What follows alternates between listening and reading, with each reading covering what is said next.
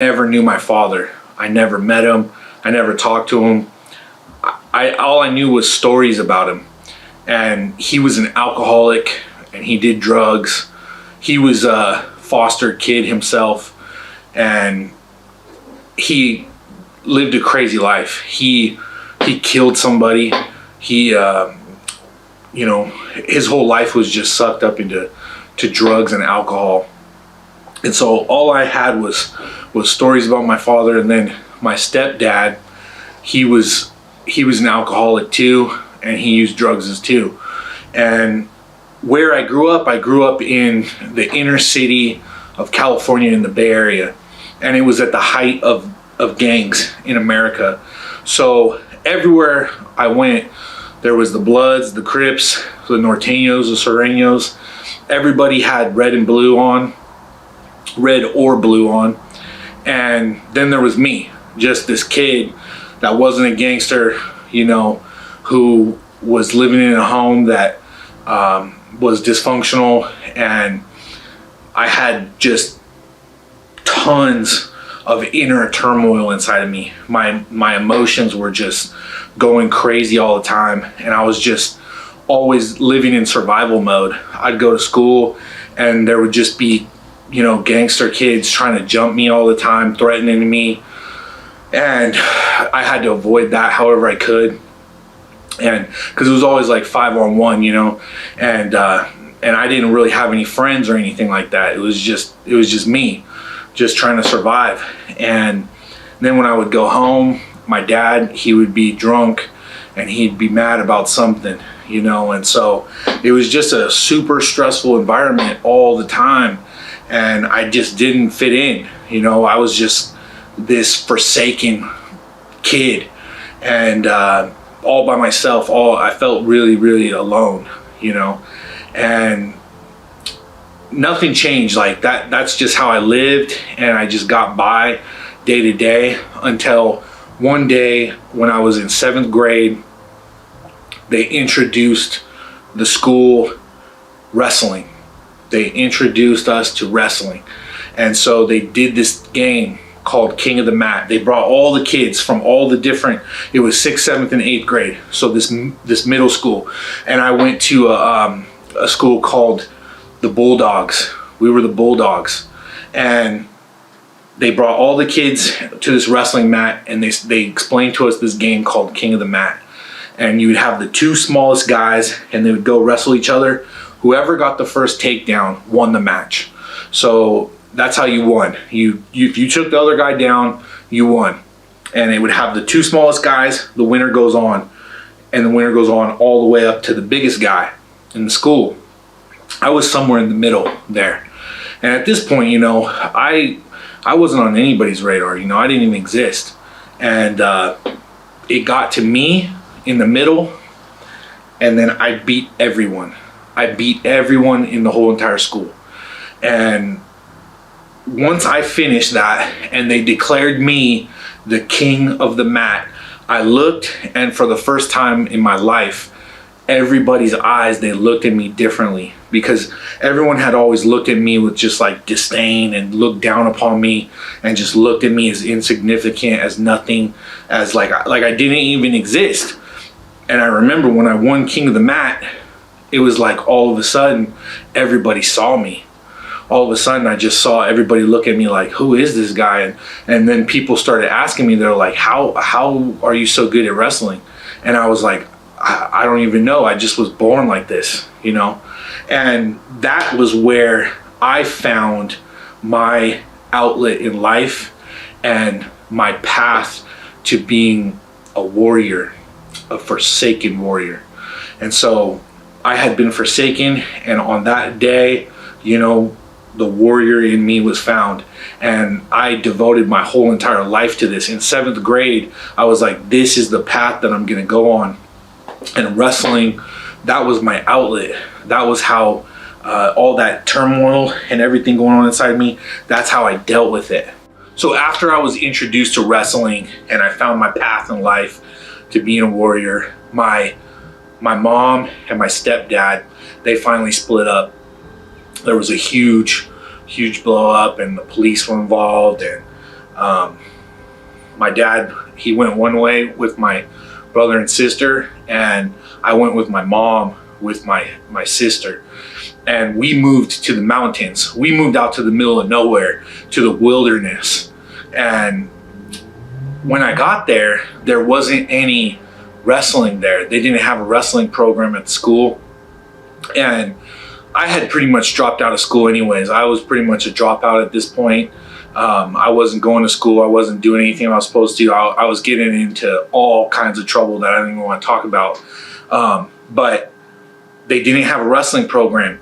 But my dad, my stepdad, he had bought me weight set. So he got me weights, and he got me the jump rope. He got me a heavy bag, a speed bag. I had everything I needed to be a warrior, to train. And that's what I did. I obsessed with training all the time. I had all of Bruce Lee's books, and I did all his workouts, and I would be doing jumping rope, doing curls, going for a run, bench pressing, hitting a heavy bag. I would do these circuits, and I would just train constantly all the time. I would run for endless miles in the woods. And I had this dream. I had this dream that I was going to be this great fighter. And I wanted, to me, it was such a dream to see myself in an actual ring, you know, to have my hands taped up, to have gloves on my hands, to have a referee there, to have honor. There was a kid that everybody found out about, and he had said that he had fought before, and he was getting out of juvenile hall. He was 18 years old, and he was 215 pounds. And they said, hey, this guy will fight you, you know, and I never turned down a fight. So I was like, okay, let me fight this guy.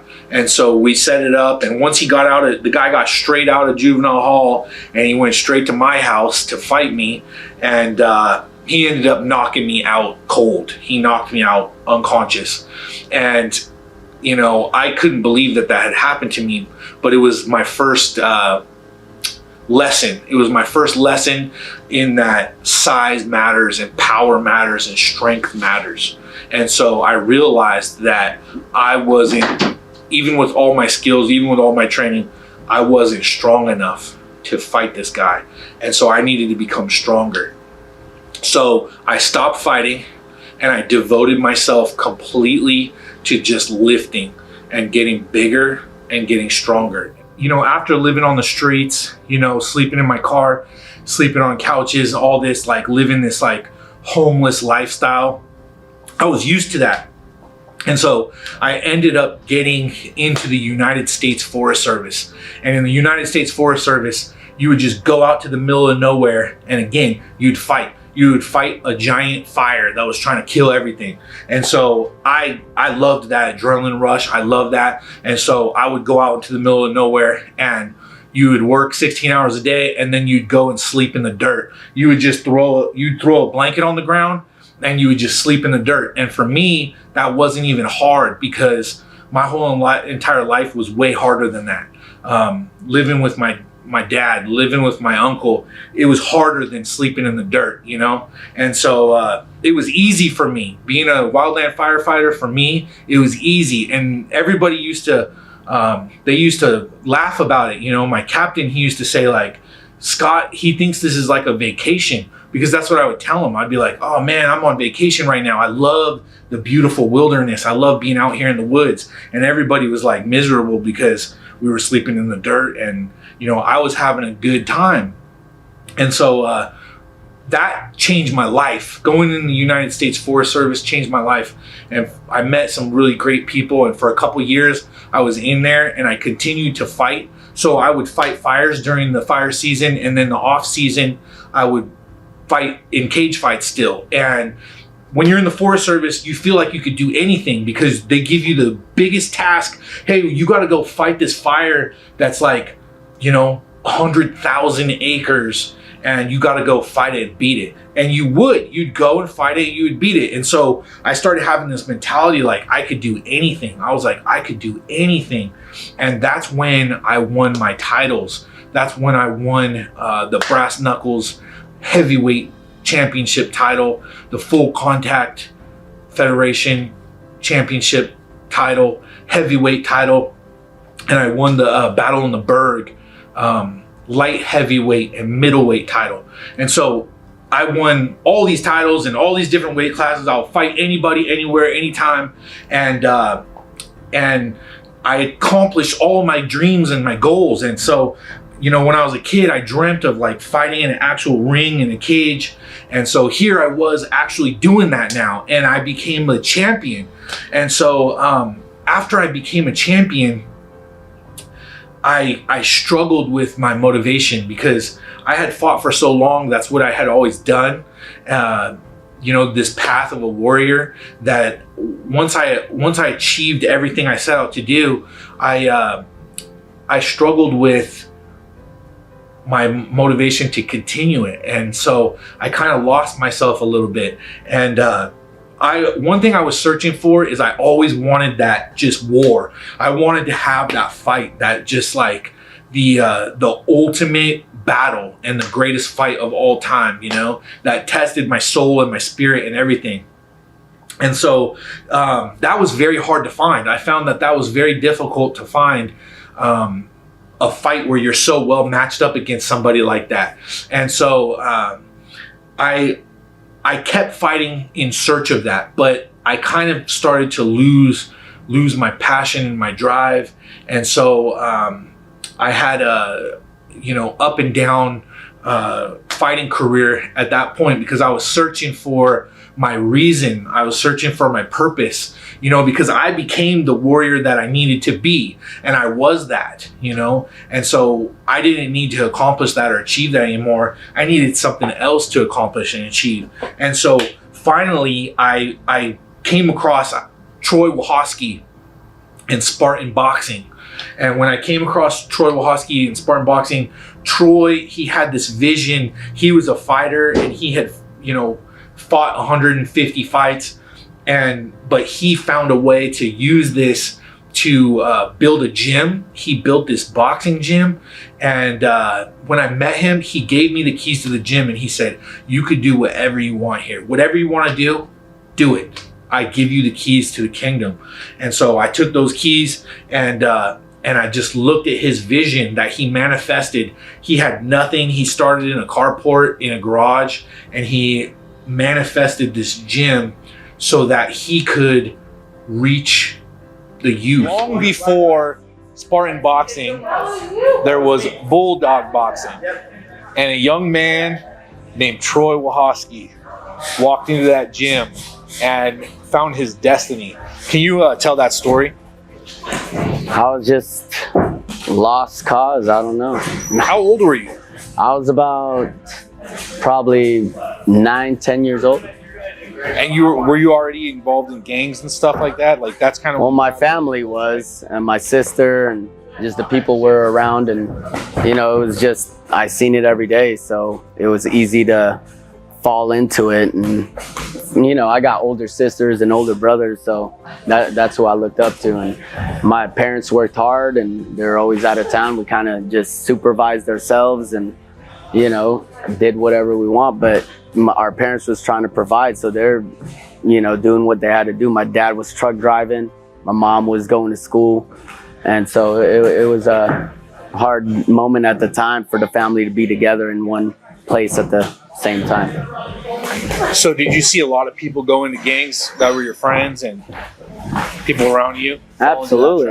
I see it all the time. Friends, families, and just, you know, the culture that's you're around, you know. And when it's around you, that's, you know, what usually the 5 friends that you're around, a lot of my you know, mentors tell me that's who you're going to become. You tell me your 5 friends, tell me the 5 people you hang out with every day, and that's eventually what you're going to try to go do. So then what brought you into a boxing gym? Like, how did that begin?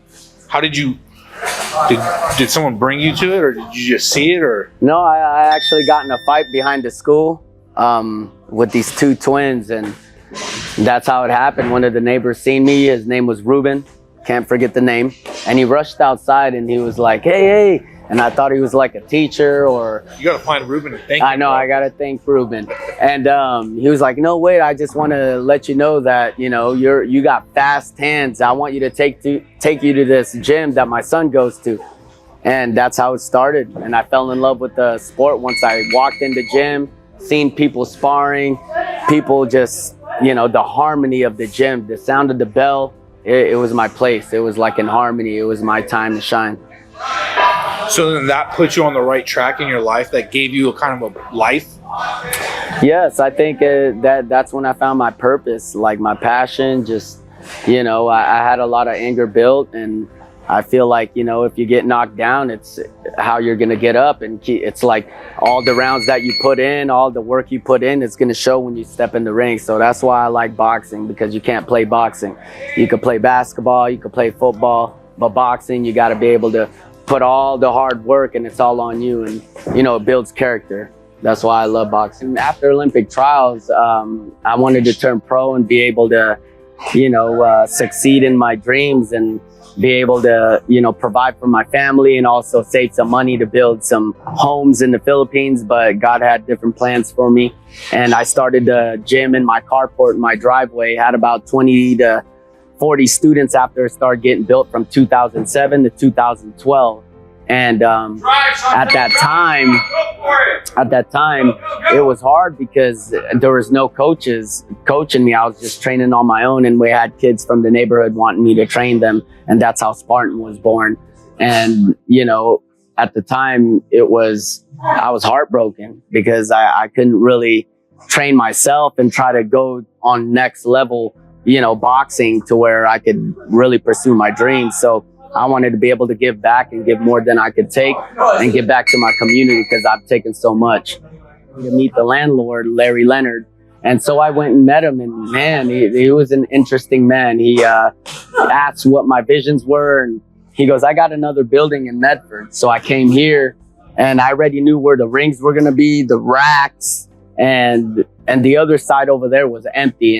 And he goes, hey, so what do you think? I'm like, this is it. This is where I'm going to build it. So at the time, I just had this vision, and I said, hey, if you give me a chance, you know, like a year to 8 months, I'll make it up to. And he did. So it was like, you know, one of my sayings is chances make champions. You got to be able to take the risk and risk it all, you know, like for a good reward. And I think God was on my side, because I was given back to without nothing, like true abundance. Like, I'm not doing all this to expect them to do something for me. I'm really giving it from the heart. Like, I don't want nothing back. I want to be able to change lives and see lives change. And that's what sparks me in here. You just got to be a man, and you got to be a woman. You just got to be able to, you know, I think it's a lifestyle. This is not a sport to me. This is a lifestyle. You got to live it, dream it, sweat it, bleed it. You got to be able to do the runs in the morning, do, you know, what you have going on in life. You got to be able to balance life, because if not, you're going to fall apart. You're going to end up putting too much to where you're not balancing what you need to get done to be as a man. And like doing that it takes a lot, and you got to live that lifestyle. And a lot of people come to me, hey, Troy, I did this and I did that, but it's not working. It's your mind state. It's what you think and what you're trying to do. And it's like, some people are like, well, I did that for that person, and, you know, and I got a bad reaction. I'm like, well, you're doing it out of the wrong. You're not doing it because you want to do it from the heart. You're doing it because you want something in return. You got to be able to do it and love it and do it for a purpose, you know, like, and that's part of being a man. You know, you got to be able to do that and show these youngsters what it's like to be able to do that and see lives change, you know. I'd like to say Spartan Boxing is welcome for all walks of life, for kids, families, parents. If you're having a hard time in life, don't be afraid to come in here, because it's not all about just getting in the ring and sparring. We teach, you know, people how to defend themselves, good morals, healthy habits, and, you know, the mentorship part and academics. So come here and check it out, because it's all for everybody, for people that are in addiction, for recovery, for, you know, you're having suicidal thoughts. We want to be able to help you out and, you know, help families. We want to be able to hopefully feed the community when they need it. So anything you guys need, just come to Spartan Boxing, and hopefully we could, find a way for you to, reach your goals and dreams. So, and you said something about mental health. Does this help? Is this like therapy for some people? Absolutely. This is therapy. Back in ancient times, like, exercise was one of the greatest therapies there was. Just working out and being able to, focus on your breathing, and that's great therapy right there. Learning how to channel aggression in a positive way. When I linked up with him, I was like, this is what I need to do. This is what I need to be a part of. I need to be a part of something bigger than me, and reach out to other people that are just like me, and lift them up out of the gutter, out of the dirt, out of the pit, out of the the freaking the side of the road, out of the wilderness, and so here my life began to come together finally, and so I started having a life for myself, and I started having something greater than this fighting career that I had, and I wanted to do more with it, and I had been fighting for so long, though. I was like, okay, that's what I do, that's what I do, that's who I am, and I needed that. I needed the training, I needed it, and I needed the competition as well. And so finally, eventually, I came across Jimmy Jeanette. My name is Jimmy Jeanette. I'm a retired professional mixed martial arts fighter. I'm the owner of Checkered Past MMA in Springfield and the head coach. Checkered Past is a low-cost gym in Springfield. We train in Muay Thai, we train in boxing, wrestling, and jiu-jitsu, and of course mixed martial arts. We also have yoga offerings, which is great. We have preteen classes, and we also have classes for the little ones. And why we set this gym up was it was a dream of mine a long time ago to set up a low-cost gym that could reach out into the community and make some positive impacts. When I first got into mixed martial arts in 2010, I really needed something to come into my life and help me overcome some hardships, and mixed martial arts really helped enhance my life and give me something to throw my time and energy into that was constructive, and I want to share that with people. Something that's near and dear to our hearts is we want to reach out to some of the less fortunate people, people that need a second chance, a helping hand up. It could be women who are domestic violence survivors, people struggling with substance and alcohol issues like I once did, men and women who are getting out of prison or jail that might want to come in and do something positive instead of out there, raising hell in the streets. That's, we want to make a positive impact here at this little gym at 2600 Main Street down in Springfield, and that's why we're here. We got an open door for everybody. If you're interested in training at Checkered Past, just come on down during our open business hours, fill out a waiver, and take a couple free days, see if you like it.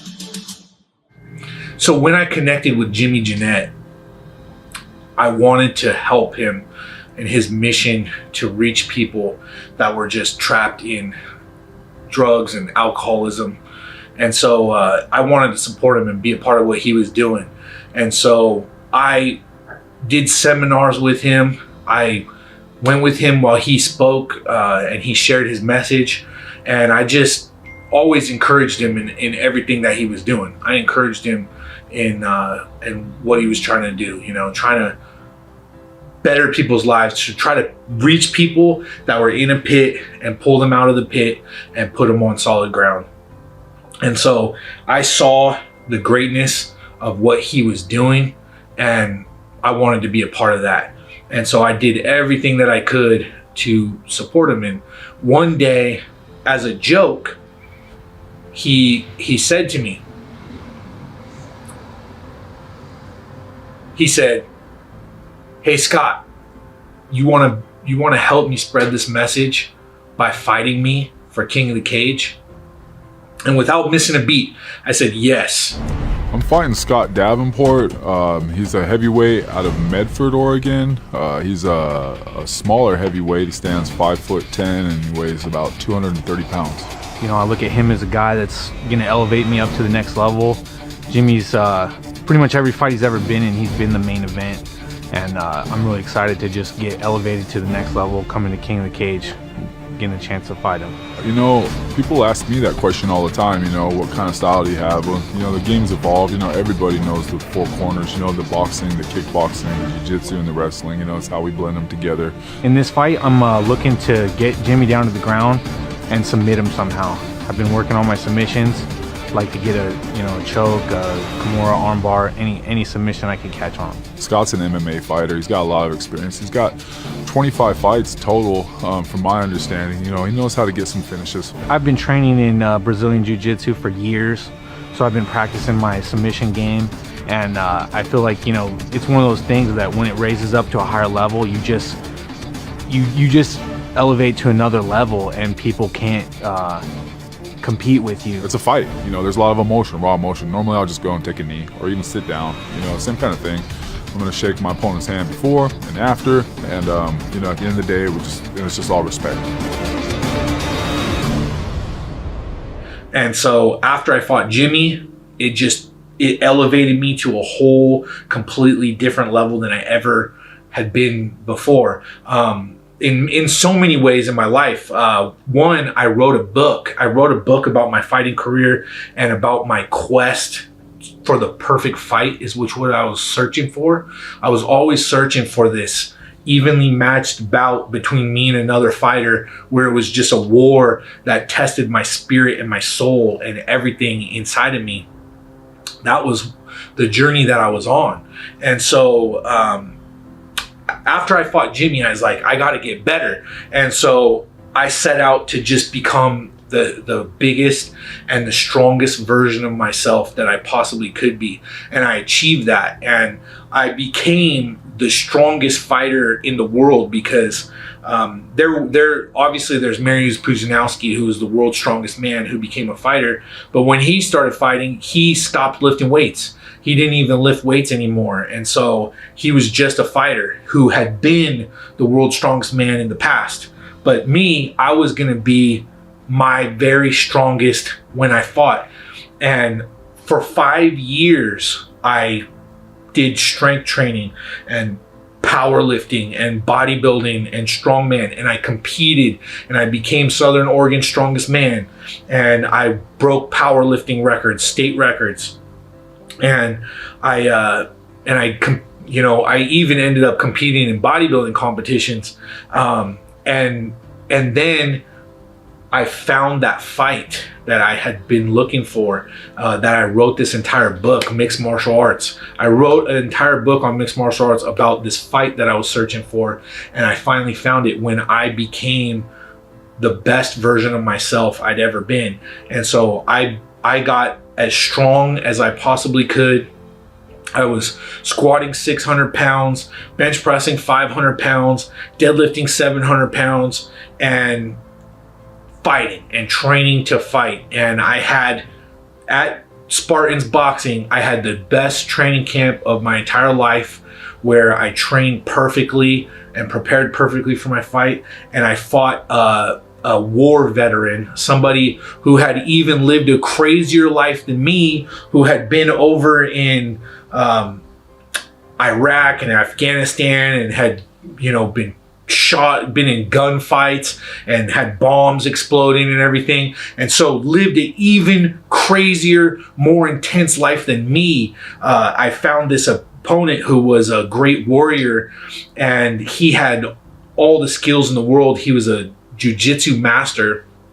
And so I fought him, and I was able to prevail against him and defeat him in a decision, just because I was stronger than him. And so I got that slight advantage and I beat him on points, but he messed me up way worse than I messed him up. So he busted me up really bad, and I got that fight that I had been searching for my whole entire life, since I was a kid, since I was started wrestling when I was 12 or 13 years old or whatever it was. Here I was 37 years old, and I got that fight, that dream fight that I had been looking for my entire life, and that perfect opponent for me. And I was the best version of myself that I possibly could be. I was the strongest fighter in the world. when you're in mixed martial arts or powerlifting or strongman or bodybuilding, these things that God put me into, you learn what inspired people to get into them. There was a study done on trainees, and they were asked by doctors, what is the hardest set you've ever done in your entire life? What is the hardest set you've ever done? And all of them, without fail, would associate it with some like traumatic event that happened. So they would look at it and go, well, my mom died, and then I went to the gym after that, and I completely just killed myself into the gym, you know?